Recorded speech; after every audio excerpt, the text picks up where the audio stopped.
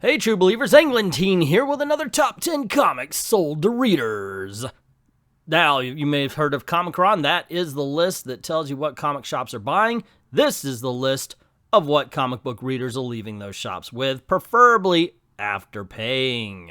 We're going to find out who wins the hard copies. Is it Marvel? Is it DC? And then we're going to go over to Comixology and see who wins the digital week. Once again, Marvel, maybe DC, maybe Independence. We never know. It's from Bleeding Cool, so by all means, take it with a grain of salt.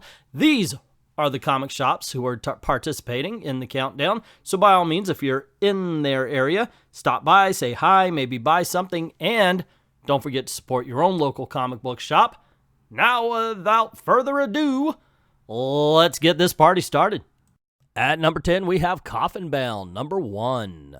Coming in at number 9 is Savage Avengers, number 4. In the number 8 spot is The Green Lantern, number 10. At number 7 is Die, number 6. In the number 6 spot is The Immortal Hulk, number 22. Starting off the top 5 is Justice League, number 29. Coming in at number 4 is DCeased, number 4. In the number 3 spot is Absolute Carnage, number 1. In the runner-up position at number 2 is House of X, number 2. And at the top spot, this surprised me this week, is Batman number 76. I have to admit, with the excitement around House of X and Power of X and Absolute Carnage, I expected Batman to be number 3 this week. But no, he took the top spot where he usually sits. Now, it was 4-4 as far as Marvel's concerned. You could say DC had a leg up because they did have the number 1 spot plus 2 others in the top 5. But as far as numbers in the top 10, it's 4-4 with 2 from Image. That's a rarity to have a tie like that. Alrighty, that's what I have to say about this. We're going to find out what the comic book shops have to say about this countdown. Then we're going to go on over to Comixology and see who wins the digital week. Is it Marvel? Is it DC? Or maybe Image is going to make a little bit of a run here. Okay, so without further ado, let's move on. Big week for Donny Cates at FFF, with Absolute Carnage just mopping the floor with all of the other titles that came out. Baby Teeth also made the top 10 at number 6. It's good to have it back on the shelves for sure.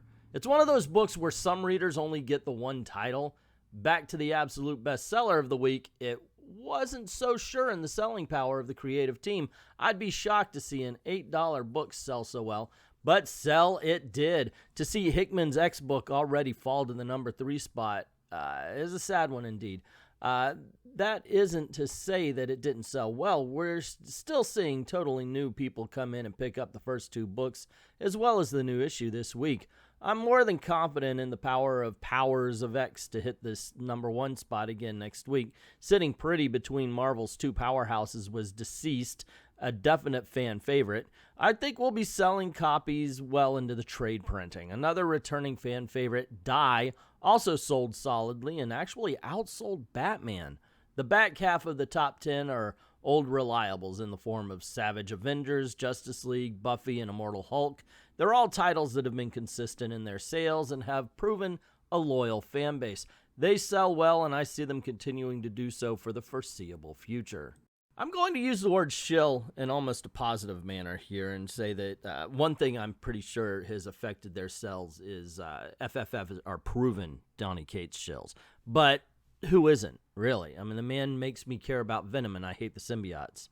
I'm really interested in Absolute Carnage just to find out where they're going to go with this. So, yeah, take that, like I said before, take it with a grain of salt and how you read what he said about the Absolute Carnage. But, yeah, there you go.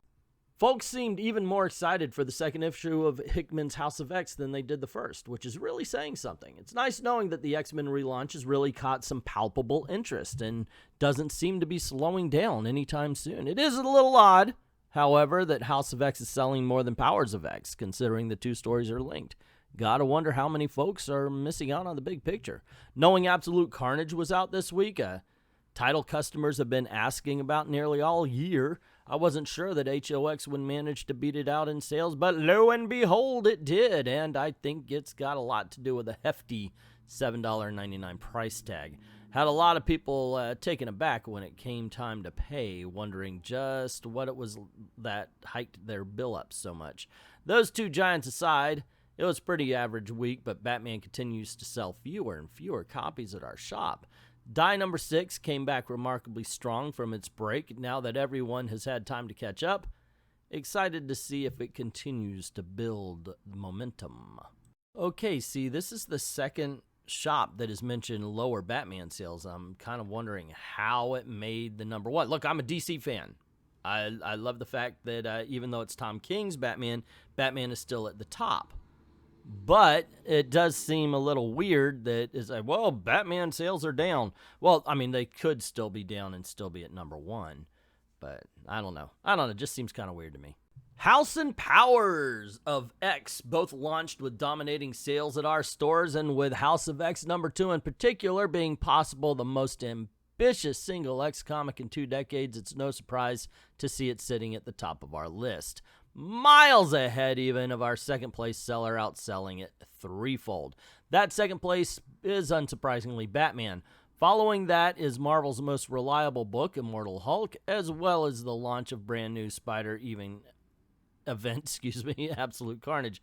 The Carnage in the general sense continues in the middle of the list with not zombie romp DCeased.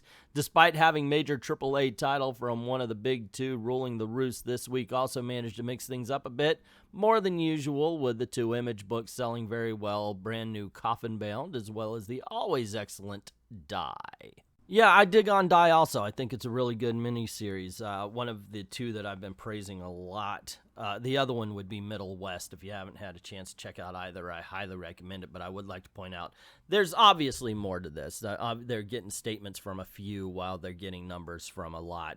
Because we just got a few statements from comic book shops. All of them said the Batman sales were down, but it's number 1. So there has to be more to it than that.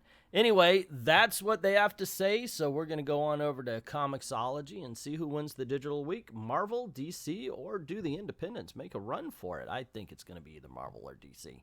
More likely Marvel. Marvel's been kicking a lot of butt recently.